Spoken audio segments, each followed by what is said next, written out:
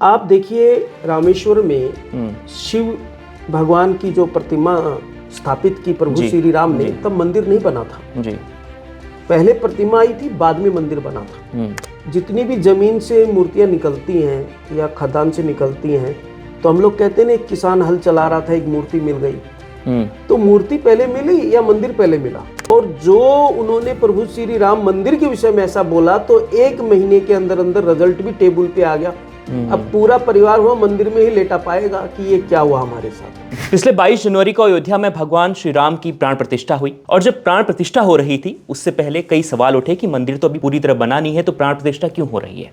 कई शंकराचार्यों ने इस पर सवाल उठाए, और इस सवाल पर आज हम बातचीत करेंगे। और क्या इस पर राय है, उसके लिए हमारे साथ हैं आचार्य किशन माहेश्वरी जी। तो माहेश्वरी जी, सबसे पहले हम लोग जानना चाहते हैं कि शंकराचार्य जो है, उन्होंने सवाल उठाया कि मंदिर अभी बनानी है लेकिन प्राण प्रतिष्ठा हो रही है, नाराजगी दिखाई उन्होंने, प्राण प्रतिष्ठा में लोग शामिल भी नहीं हुए। सबसे पहले देखिए, शंकराचार्य जी कोई साधारण इंसान नहीं है जी। वो कुछ सोच समझ के ये ऐसा बोल रहे हैं। उनका अपना अध्ययन है, हम तो वहाँ तक पहुँच भी नहीं पाएंगे क्योंकि वो हमारे आदरणीय है। परंतु मेरा अपना पर्सनल मत है, वो मैं आपको जरूर सुझाव दूंगा। अधूरा कुछ भी नहीं है। आप देखिए रामेश्वर में शिव भगवान की जो प्रतिमा स्थापित की प्रभु श्री राम ने, तब मंदिर नहीं बना था जी।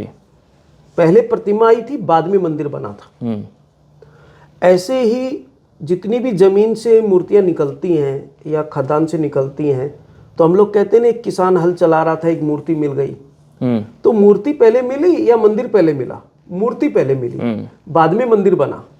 और बिड़ला जी के जितने भी मंदिर हैं, बिड़ला ग्रुप के जितने भी मंदिर हैं, उनमें आज भी एनी टाइम 365 दिन कोई काम चलता है।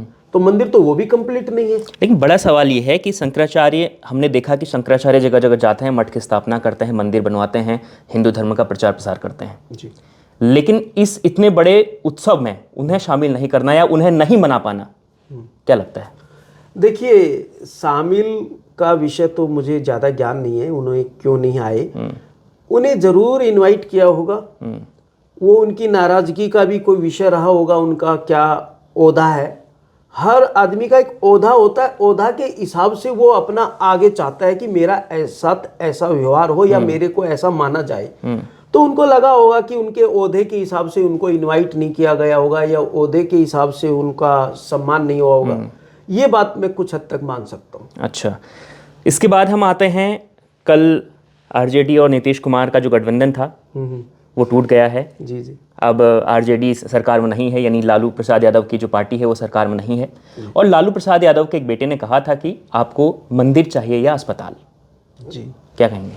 देखिए, हमारे देश के जितने भी बुद्धिजीवी नेता हैं, वो लालू जी के बेटे हों या कोई भी हो जी, राम मंदिर अपने आप में, मंदिर का काम मंदिर से होता है, हॉस्पिटल का काम हॉस्पिटल से होता है, स्कूल का काम स्कूल से। पहले तो ये मानसिकता हमें ठीक करनी चाहिए। अब हॉस्पिटल जाने के बाद डॉक्टर थोड़ा सा कहता है कि सीरियस मैटर है, तो लोग फिर मंदिर ही जाते हैं। और जो उन्होंने प्रभु श्री राम मंदिर के विषय में ऐसा बोला, तो 1 महीने के अंदर अंदर रिजल्ट भी टेबल पे आ गया। अब पूरा परिवार हुआ मंदिर में ही लेटा पाएगा कि ये क्या हुआ हमारे साथ। मंदिर की महिमा अलग है, स्कूल की महिमा अलग है, हॉस्पिटल की अलग है। आप मंदिर को हॉस्पिटल से प्लीज ना जोड़ें। तो राम मंदिर बन चुका है, प्रभु श्री राम अब अपने महल में विराजमान हो चुके हैं, तो कैसा देख रहे हैं भारत का भविष्य एस्ट्रोलॉजी के हिसाब से? मैं बता नहीं पा रहा हूँ कितना उत्सव है पूरे भारत के अंदर, हर नागरिक के अंदर। और ये जो नेता लोग हैं, ये जो इस बात का भी विरोध करते हैं कि हम मंदिर नहीं जाएंगे, मंदिर क्यों बन गया, ये अंदर खाने में ये भी चाह रहे हैं कि मंदिर बनना था, मंदिर बना।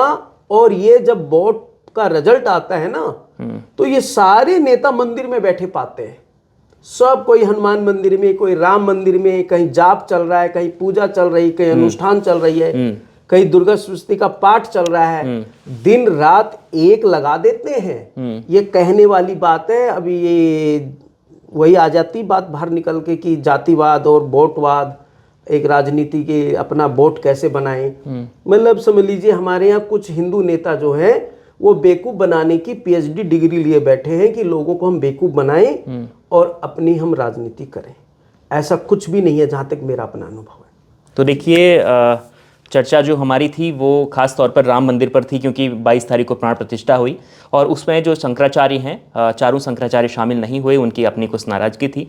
हालांकि पूरा देश इस उत्सव में शामिल रहा। पूरे देश ने प्राण प्रतिष्ठा भगवान प्रभु श्री राम की भव्य तरीके से मनाई। पूरे देश में दिवाली मनाई गई और इसी तरीके से आगे भी अब चुनाव नज़दीक हैं और चुनाव में इस जो प्राण प्रतिष्ठा के बाद प्रभु श्री राम जिस तरीके से विराजमान हुए हैं, सबके मन में है कि राम आ गए हैं और कुछ लोग इसे चुनाव से भी जोड़ रहे हैं। अब चुनाव में इसका क्या फ़र्क पड़ेगा, क्या असर पड़ेगा, ये देखने वाली बात होगी। देखते रहिए India.com।